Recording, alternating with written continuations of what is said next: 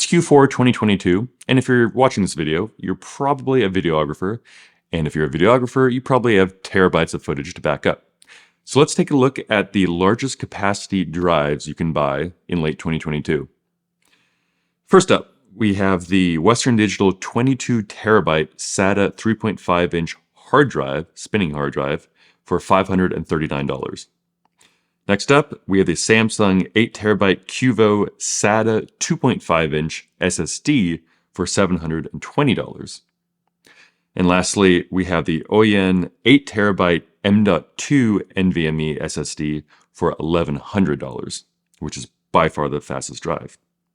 So to put this all into perspective, the hard drive is $27 per terabyte, the SATA SSD is $90 per terabyte, and the NVMe M.2 SSD is $137 per terabyte.